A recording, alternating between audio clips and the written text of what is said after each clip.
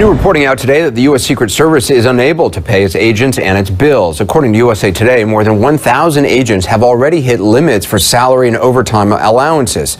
Only Congress can raise those caps, and even if it does, some agents will still not be paid for hours they've already worked. Now, one problem is that this administration has more people to protect. 42 members of the Trump administration, including 18 Trump family members, have protection compared to 31 during the Obama administration. President Trump also travels almost every weekend, which costs more than staying put in the White House. As of today, the 213th day of the Trump presidency, President Trump has spent 65 days at Trump properties. That's almost 1/3 of his administration. Each of the president's 5 children also have full-time Secret Service protection that follows them wherever they go, and they travel a great deal as well. Recently, Trump kids have been in Lake Placid, Aspen, North Dakota within the U.S., and abroad, the Dominican Republic, Germany, Hungary, the United Kingdom, Ireland, Canada, Italy, and the United Arab Emirates, and Uruguay, among many others. The irony is that before he was president, Donald Trump was incredibly critical of President Obama for his travel, which was not as frequent as this president.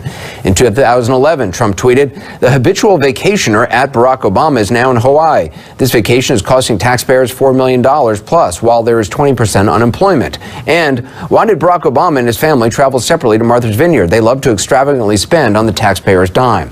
Some of the money the Secret Service pays to rent golf carts at Trump resorts or stay in Trump Tower is paid to the Trump Organization, we should point out, meaning that the Trump Organization is actually making money from the Secret Service and from taxpayers. The Secret Service responded to USA Today's story, claiming this doesn't have anything to do with the size of the Trump protection needs or the president's frequent travel. They said, quote, "This issue is not one that can be attributed to the current administration's protection requirements, but rather has been an ongoing issue for nearly a decade due to an overall increase in operational tempo." Joining me now is Kevin Johnson, the USA Today reporter who broke the story. Kevin, it's an amazing story. To what the Secret Service now has come out with a statement saying it's just an increase in operational tempo, but I don't quite understand. It seems like a big part of or at least a part of the increase in operational tempo is they have so many more members of the Trump administration to cover and so much more travel. That's correct. The Trump family has 18 members who are covered by security details, and that has driven a large part of the increase, as you mentioned earlier, up to 42 from 31 during the previous administration. So in talking with Director Ailes, I spoke to him personally, and he indicated that President Trump, he acknowledged President Trump's large family, but he also indicated that there's really nothing that he can do about that and wouldn't attempt to do anything about it. His mission is quite inflexible, so he's working with what he's been dealt. I think a lot of people are also surprised to learn that the Secret Service has to pay, the Trump Organization to rent golf carts. I think, more than, tens of thousands of dollars so far just spent on golf carts because the president plays golf so much, and the Secret Service obviously, understandably, has to follow him around and, paying to be in Trump Tower, although they had now this dispute and they're out in a shack, I guess, or some sort of trailer out on the street. Well, yeah, that's a whole nother story altogether. The potential conflicts that exist as the Secret Service carries out its mission in protecting the family members and others. You mentioned the trips that the family members have gone on. The sons gone off to attend events that are related to Trump properties. Those are trips that the Secret Service has no say over what they do, and merely has become a condition of their protective requirement. Also, it seems like a lot of members of the administration who in past administrations have not had protective details do now. I mean, I think the head of the EPA has one. I think, but the Secretary of Education has one as well. Is that correct?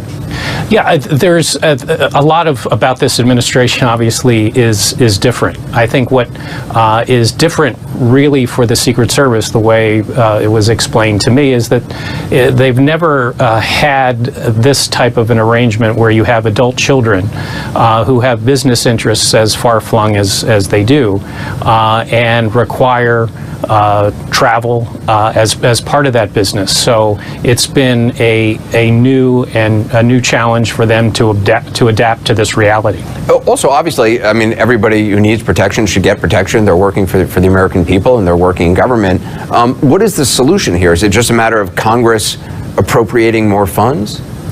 Well, I think that there was an expectation last fall when this problem was first raised after a contentious election cycle. 1,400 Secret Service agents had reached their caps. They were maxed out in annual pay and overtime.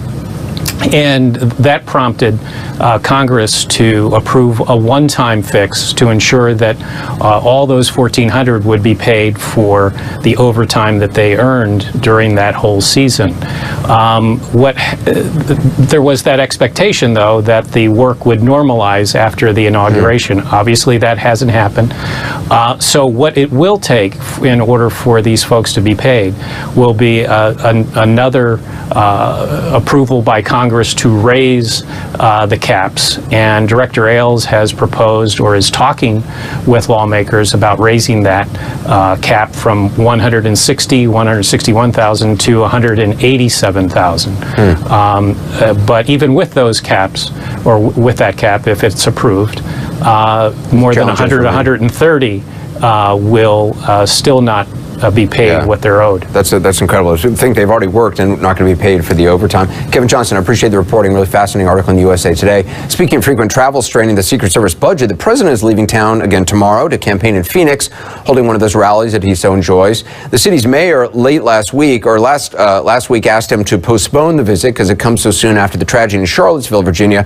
But also, he said, because of the possibility that the president is going to pardon the controversial former Arizona Sheriff Joe Arpaio, the mayor, who's a Democrat, said, quote, "A pardon of Arpaio can be viewed only as a presidential endorsement of the lawlessness and discrimination that terrorized Phoenix's Latino community.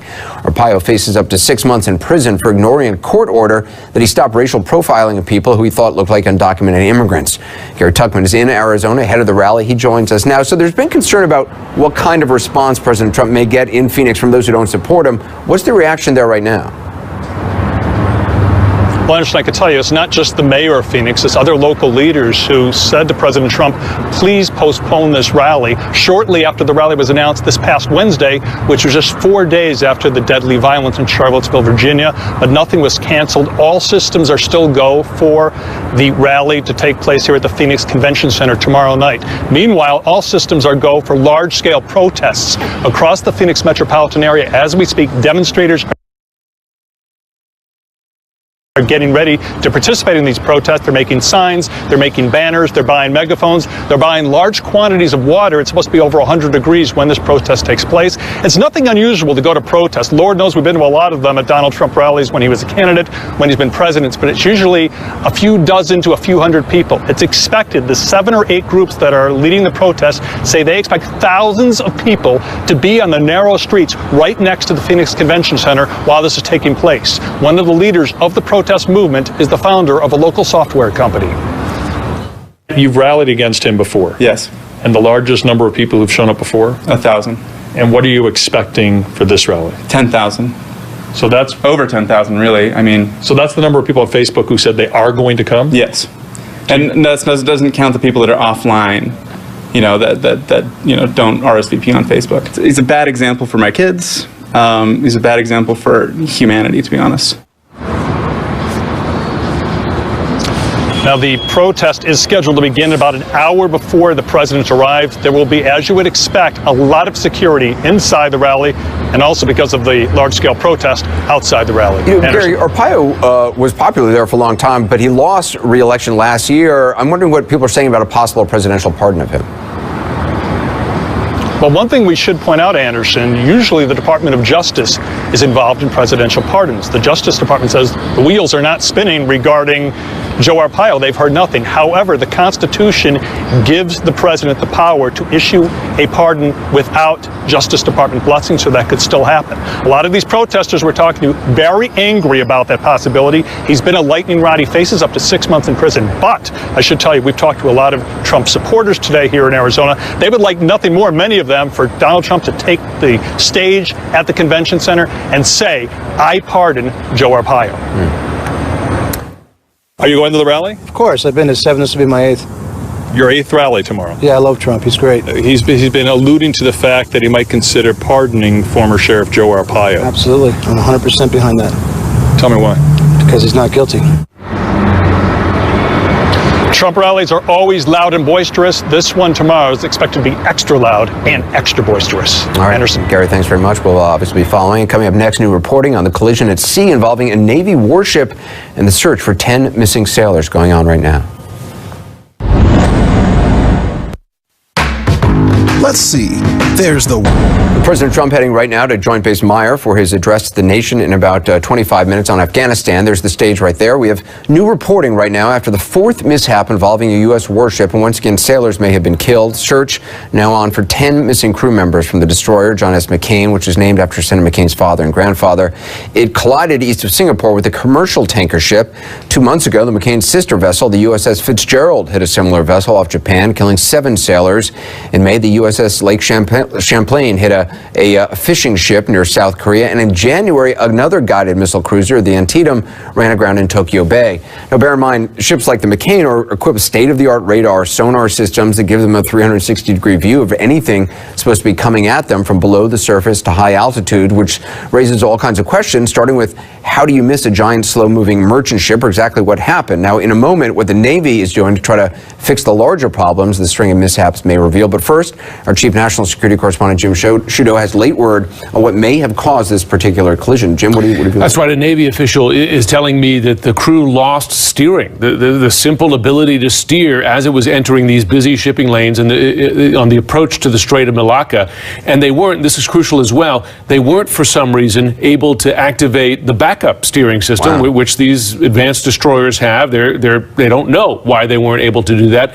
Then you had the collision, and it was only after the collision that the crew was able to regain steering again. So it wasn't that they didn't see this ship, it was just your source is saying they lost power. They lost the ability to steer out of the way of it. So equally concerning, you can say. And this is the early part of the investigation. So they're just beginning to dig as to why that is. Right. Was that a human error? Was it a mechanical error? These are advanced ships, so the steering it's not mechanical. It's not like you have a big screw that kind of turns the screws. There are wires connecting it, so it could be anything along that series of steps that caused this to happen. All right, interesting reporting, Jim. Thanks very much. More now on the sad string of incidents over the last few months and what the Navy is trying to do about it. Michelle Kaczynski joins us with that. So, I mean, the fourth time this year a U.S. warship is involved in a mishap like that. The Navy's they've done like a day freeze of activity? Yeah, I mean, even one of these accidents was shocking. I remember when the first one happened and people couldn't believe it, and then there's another and another and another. Now, even setting aside this one early this morning Singapore time that could have been something mechanical, there are big problems in the other three. The last one that just happened in June, the USS Fitzgerald, also there in Asia, it turns out, even though the investigation isn't completely over, members of the crew made serious mistakes. So from that time, the Navy has been looking at things more closely. But now, with this latest accident, they want to do something much more. So they're doing this operational pause so that every U.S. fleet, every single ship across the U.S. Navy will take at least one day over the next couple of weeks. It's not as if the Navy is going to all shut down for one day. But each one of these groups is going to take that time to assess everything, even the basics. How do they deal with safety procedures? How do people on the ships and on the ground work together? And they also want to do a large-scale review of the entire situation and the fleet and how things are working. And that should include some mechanics. And CNN talked to a top naval analyst today who's a former commander, and one of his theories was pretty intriguing. He said that it could be, if they do find endemic problems, that there is such a reliance on all of this great technology on these magnificent ships that could lead to some complacency and the problems that we saw just 2 months ago on the USS Fitzgerald. Yeah, Michelle Kaczynski, I appreciate your reporting. Joining us right now is retired Rear Admiral John Kirby, who served on a number of warships, including the guided missile frigate USS Aubrey Fitch, the carrier Forrestal, and the command and control ship USS Mount Whitney. Admiral Kirby, I mean, to Jim Sciutto's reporting about the loss of steering, how does something, whether it is that or something else, I mean, just how does something like this happen? Well, it could, I mean, if it is, in fact, if loss of steering was at play here, it could happen any number of ways. Maybe you lose power in that part of the ship. Maybe maintenance wasn't done properly on some issue, some piece of the steering gear. Maybe there was just some machines break, so something could happen. I mean, I just don't know. We just don't know enough right now. I myself, in one transit of the Strait of Hormuz back in the late 80s, that guided missile frigate you talked about, she lost all the power that she had, and we couldn't move the rudder because there was no electrical power to move it. So this does happen. It's rare, but it happens, and it certainly puts a ship and its crew in greater danger when it does. This idea of an operational pause, I talked to one commander or former commander earlier today, said essentially that seems like more like window dressing, that's not a real solution. That's just kind of a stopgap measure. I would disagree and slightly agree. I disagree that it's that it's just window dressing. I mean, it's an important thing for the Navy to take some time out, review procedures, look at the training manuals again, make sure that that the watch standing team and organization and certifications are all up to snuff, and that the material readiness of every ship and squadron is also up to snuff. That's important stuff. That said, Anderson, I do agree with the idea that this isn't going to solve all the problems. That's why the CNO, Admiral Richardson, didn't just put all his eggs in that basket. He ordered a comprehensive review now across the entire Navy to take a look at this. I'm sorry, across the entire Navy, the fleet in the Pacific, not the whole Navy, to try to make sure that if we do have a systemic problem here, if there's something deeper going on, if there's a thread to pull through all these incidents, that we find out what it is and try to eliminate it. I mean, for collisions or groundings this year, is that just a coincidence, or is it a possible indication of some sort of systemic training issue or over reliance on high tech? Yeah, we don't know. I mean, it's interesting that they're all happening in the Forward Deployed Naval Force, as we call it, the FDNF, which is the Western Pacific Forces, naval forces that are home ported there. That's kind of interesting. All in one region, all of one force. I think they're going to take a look at that. That's why the CNO's order was to take a comprehensive review of that force and see if there is a systemic issue. It could be that, I mean, look, every incident has to be investigated on its own, and I suspect that for each one, there were a number of individual factors that came together that created the problem. But when you have four like this, all of them ship handling related in some form or fashion, and within about 8 months, I think it's the right thing to ask yourself some tough questions. Is there something larger going on? Is it a leadership problem?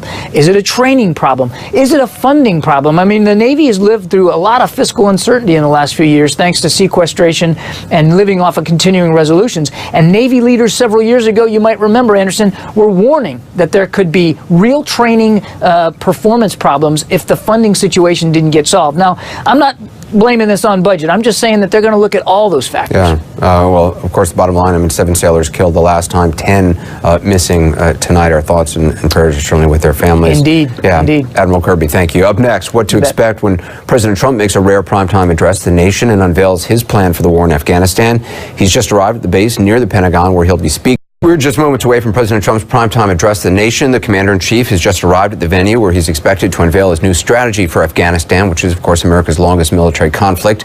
The battle there has stretched on for nearly 16 years. The Taliban now controls more territory than it did when the U.S. first entered Afghanistan just weeks after 9/11. Shortly after the president's address, Jake Tapper is going to moderate a town hall with House Speaker Paul Ryan in Racine, Wisconsin. Jake will get reaction, obviously, to the president's address, cover other issues impacting the White House right now. The president's going to speak soon at Joint Base Henderson Hall, not far from Arlington National Cemetery, the final resting place for many of America's heroes who've died in the war. I want to check in again with CNN's Athena Jones, who is there. Do we know any more about the plan the president's going to lay out in his speech? Hi, Anderson. We expect the president to talk not just about Afghanistan, but about South Asia as a region. This is going to be an Afghanistan and South Asia strategy. We know the U.S. wants to work better with neighboring countries like Pakistan. The White House wants to see Pakistan do more to fight terror networks, for instance. We also know they've been developing a way to counter the growing Iranian influence in Afghanistan. So it's possible we could hear something about that. I can tell you that Vice President Mike Pence was set to speak with Afghan President Ashraf Ghani before tonight. tonight's address. We're still awaiting readout on that readout of that call. And we know that Secretary of State Rex Tillerson, emphasizing this regional strategy, spoke earlier today with the leaders of Afghanistan, Pakistan, and India.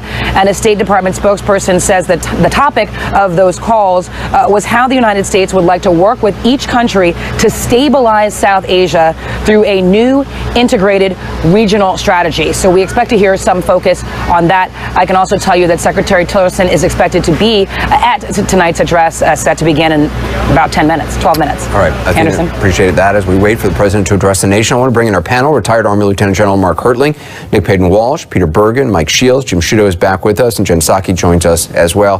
General Hertling, earlier today I heard you say that the U.S. is at an inflection point in Afghanistan. I imagine over the last 16 years there's been a number of inflection points, but what are your expectations for this speech tonight? If it is just a matter of, few thousand more troops as advisors, again, focusing on trying to train the Afghan forces, which is something, I was there in 2002 in May, and Special Forces were training Afghan national forces. Yeah, we keep hearing, Anderson, as people talk about the Afghan issues, that it's different today than it's ever been before, or this is a new way to approach it. And truthfully, there might be a little bit of substance to that. It is a different time in Afghanistan. The Ghani presidency has been very good. The combination of Mick Nicholson, the commanding general that's in charge over there, with President Ghani has been a great relationship. They are doing things, although the Taliban has taken hold again, and they control about a third of the country. But here's the thing that what I'm specifically looking for in this speech tonight, Anderson, the first thing is, does the president own it? And does he try and influence the American people? He's got to give me, as a citizen today, more than the what of his strategy. He's got to give me the how and the why. And he's got to influence the rest of the country too. This is one of the kind of things that a president does, is influence people to understand his rationale for sending American forces to an overseas location. In this case, it's relatively few. It'll probably be about 4,000, but that's still a significant bump from the 8,000 that are there now. The second thing that he might have to explain is this whole South Asia strategy, and I agree with it, first of all. The federally administered tribal area between India, Pakistan, and Afghanistan has been critically important for the last 17 years, and not much has been done about it. The second thing is, will this strategy bring the Taliban to the table? I think they are ready to come to the table with the Afghan regime, but the question is, they haven't wanted to in the past because they felt the United States was leaving. And then the third thing, something that's very important that we learned from Iraq, is are the forces that are going to be inserted there going to focus on a counterterrorism campaign? In other words, train the Afghan counterterrorism force as opposed to the entire army. We saw some successes with that in Iraq, and there could be the same kind of things going on in Afghanistan, and I think that's what General Nicholson is proposing. Well, Peter Bergen, most of you and I have spent time in Afghanistan together. It seems like the Afghan commando forces that General Hertling was talking about, they have had the most successes against the Taliban, but just in terms of training the Afghan National Army, training the National Police Force, it seems like there's been a lot of talk about that and a lot of money put into it, and still the same problems seem to exist year after year after year. Well, those Afghan commandos, of which are about 20,000 in number, are doing disproportionate amount of the fighting and dying. But I think just to add to what General Hertling said, another thing I think we're going to hear coming out of the speech is a line that I've heard repeatedly from people inside the Trump administration, which is their biggest kind of criticism of the Obama administration in this regard was the fact that when President Obama announced the surge of troops into Afghanistan on December 1st, 2009, a significant surge of 30,000 troops, he also announced the withdrawal date, and you and I were at CNN reporting on this at the time, and the crawl on CNN even before the speech was delivered was the withdrawal date, and so the news became the withdrawal date, not the surge, and of course that affected the Taliban calculation, the Pakistanis calculation, regional players calculation. So one thing I would expect out of this, out of tonight, is that President Trump will not make some kind of announcement about a date certain withdrawal. Jim, one of the things, when you talk to village elders in small little villages in Afghanistan, which, when the Marines are doing outreach in Helmand Province or elsewhere, is that, for a long time they would say, look, we don't know if America's on the fence here, or we're on the fence because we're not sure how long-term America's commitment is. And I imagine it's still an argument about how long-term America's commitment really is, especially because President Trump early on, years ago, has been saying we need to pull out. How long are we going to be there? 200 years? You know, time and numbers. I mean, certainly there's great fear there. I've run into the same thing when you talk to village elders or villagers or young students, men and women, that they have that fear about, will America walk away again, right? I mean, that's a fair question. But the numbers are really key here as well, because if you're talking about going from 8,400 troops as you have now to adding 4,000 or so, of course that's a 50% increase, but when you look at where troop levels have been in the past, in 2011 it peaked at 100,000 troops. President Obama, when he had his surge, though it had the time limit, that was a surge in the tens of thousands. And still then, I remember being embedded with U.S. Marines in Helmand Province in 2008, a time when the country had 30,000 troops, and the Marines were telling me, listen, we don't have nearly enough people to cover this. Look over on that hill over there. The Taliban control that hill right near and overlooking our base. So if you're adding 4,000, granted the mission is different, how do you take back a third of the country from the Taliban? That's an open question. Well, also, Jen Psaki, I mean, I remember early on there was all this talk about, you know, it's not just going to be the military, this is going to be a multi-pronged thing. The State Department is going to flood the zone with State Department personnel to essentially do nation building, which has now been done, which the U.S. doesn't say it's being done, but it's being done on the backs of our military, and, you know, which are not necessarily the ones who should be having to do this alone without any backup from the State Department. That's right, and I think many people in the American military today, or people who are retired, would say that there can't just be a military solution here. And so I think what many people are waiting to hear from Trump tonight is, what is that comprehensive strategy? We've heard a little reference to reconciliation and that process with the Taliban. That would need to happen and should probably be a part of Trump's speech in order for him to lay out a comprehensive strategy. What is the broader South Asia strategy? How are you going to get these other countries engaged? What will be the difference?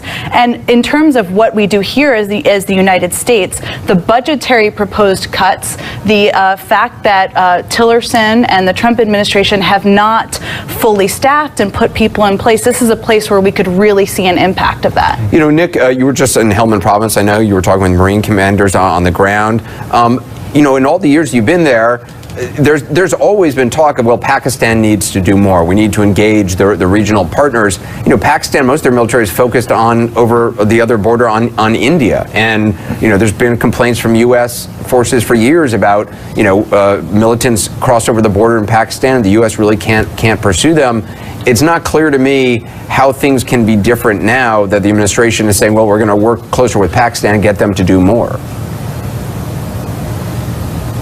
I don't really see how you can implement a regional strategy that suddenly changes the equations inside Afghanistan itself. The Pakistanis recently did crack down on militants because they were feeling internal pressure because of terror attacks, but they have been accused of softening up of late too. That dynamic will always be there. There's safe havens just across the border inside Pakistan, but it's never really been as bad, frankly, in the last 10 years of going there as it was last time I was in Afghanistan. The Taliban increasingly control territory there. They're increasingly hardline. They're looking amongst the youth in Afghanistan for recruits, competing for those recruits with ISIS, who are even more extreme. The idea of them suddenly coming to the negotiating table is very far-fetched right now. One thing you've got to remember, their new leader, Mullah Haibatullah, his son reportedly gave his own life in a suicide bombing in just the last month or so. So this is an extraordinarily hardline leadership, not looking to suddenly come to the table. They're winning, frankly, militarily. I think most people accept that at this stage. Even the short-term gains, Afghan security forces, who are dying at a rate of about 30 a day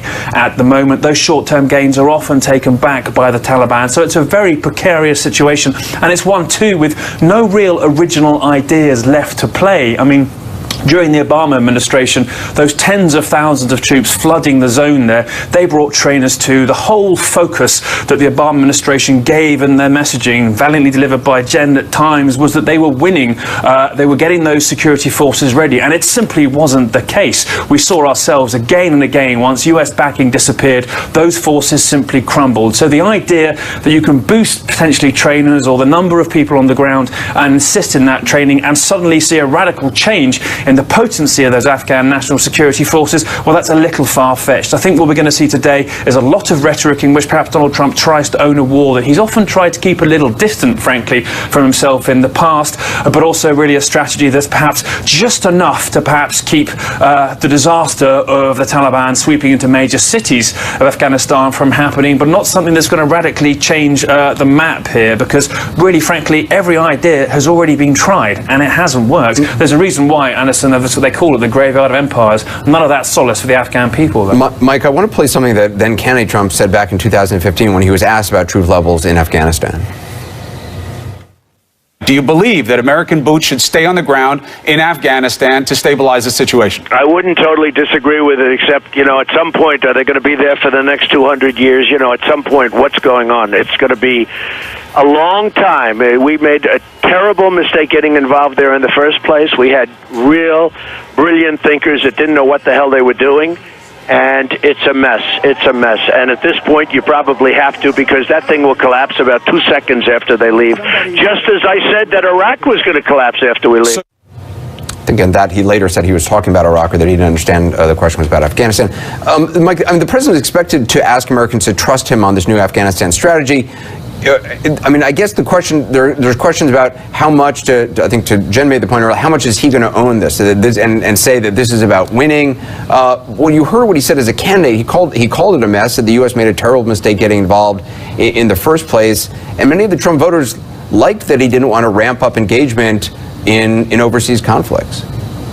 Well, a lot of the Trump voters really liked that he was going to be strong, that he looked like he would be a candidate, and he's proving as president that he would have a strong approach to these issues, whereas we'd seen weakness from President Obama. In some ways, the most important aspect of this speech is that he's giving it. We don't know right now what our policy is in Afghanistan. He inherited this situation, and it was interesting hearing Jen say he's really got to lay out how he's going to handle Southeast Asia. I would challenge anybody to describe to me what our policy in Southeast Asia was that he inherited from the Obama administration. And so the other thing that I find very interesting was Nick saying we've already tried everything. There's a general on the ground there, Mick Nicholson, who doesn't believe that and who has a plan, and the president's going to listen to him. And so I think what you're really seeing that's consistent from the campaign to what's going on now is the president has taken some time, he inherited a situation, and he's now going to lay out his plan for how to be successful. It's going to be based on what the generals on the ground are telling him, and it's going to show strength and it's going to show aggressiveness with our allies. And I think that's a really important step for the country and for our success in Afghanistan. General Hertling, there were reports earlier that the president was actually very critical of Nicholson, but that Nicholson had the support, obviously, of H.R. McMaster and Madison and others who really stood up for him. Just in terms of those who are skeptical about, why would anything be different now if, all the way back in 2002, there were special forces on the ground in Kabul. I remember standing around with them, talking to them as they were trying to retrain the Afghan National Army. The Taliban one criticism is that we're trying to kind of institute a U.S. kind of military on the Afghan army when the Taliban are fighting a completely different war. They don't have training. They don't have this kind of all the weapons that the U.S. has been able to give the Afghan army, and yet they seem to be doing well on the battlefield. Well, and that's the point I was trying to make earlier, Anderson. In 2008, when President Obama came in, there were about 25,000 soldiers in Afghanistan. During the surge, he upped that to about 90,000. And part of his election campaign was, I'm going to do the surge, but then I'm immediately going to pull them out, because the American people wanted to pull them out.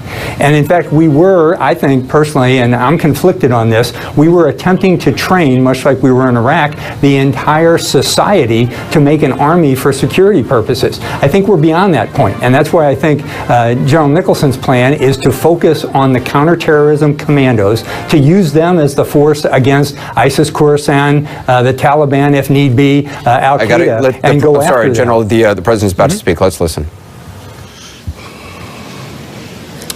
Vice President Pence, Secretary of State Tillerson, members of the Cabinet, General Dunford, Deputy Secretary Shanahan, and Colonel Duggan. Most especially, thank you to the men and women of Fort Myer and every member of the United States military at home and abroad. We send our thoughts and prayers to the families of our brave sailors who were injured and lost after a tragic collision at sea, as well as to those conducting the search and recovery efforts. I am here tonight to lay out our path forward in Afghanistan and South Asia. But before I provide the details of our new strategy, I want to say a few words to the service members here with us tonight, to those watching from their posts, and to all Americans listening at home. Since the founding of our republic, our country has produced a special class of heroes whose selflessness, courage, and resolve is unmatched in human history. American patriots from every generation have given their last breath on the battlefield for our nation and for our freedom. Through their lives, and though their lives were cut short, in their deeds they achieved total immortality. By following the heroic example of those who fought to preserve our republic, we can find the inspiration our country needs to unify, to heal, and to remain one nation under God. The men and women of our military operate as one team with one shared mission and one shared sense of purpose. They transcend every line of race, ethnicity, creed, and color to serve together and sacrifice together in absolutely perfect cohesion. That is because all service members are brothers and sisters. They're all part of the same family. It's called the American family. They take the same oath, fight for the same flag, and live according to the same law. They are bound together by common purpose, mutual trust, and selfless devotion to our nation and to each other. The soldier understands what we as a nation too often forget, that a wound inflicted upon a single member of our community is a wound inflicted upon us all. When one part of America hurts, we all hurt. And when one citizen suffers an injustice, we all suffer together. Loyalty to our nation demands loyalty to one another. Love for America requires love for all of its people. When we open our hearts to patriotism, there is no room for prejudice, no place for bigotry, and no tolerance for hate. The young men and women we send to fight our wars abroad deserve to return to a country that is not at war with itself at home. We cannot remain a force for peace in the world if we are not at peace with each other. As we send our bravest to defeat our enemies overseas, and we will always win, let us find the courage to heal our divisions within. Let us make a simple promise to the men and women we ask to fight in our name, that when they return home from battle, they will find a country that has renewed the sacred bonds of love and loyalty that unite us together as one. Thanks to the vigilance and skill of the American military and of our many allies throughout the world, horrors on the scale of September 11th, and nobody can ever forget that, have not been repeated on our shores. But we must acknowledge the reality I am here to talk about tonight, that nearly 16 years after September 11th attacks, after the extraordinary sacrifice of blood and treasure, the American people are weary of war without victory. Nowhere is this more evident than with the war in Afghanistan. The longest war in American history, 17 years. I share the American people's frustration. I also share their frustration over a foreign policy that has spent too much time, energy, money,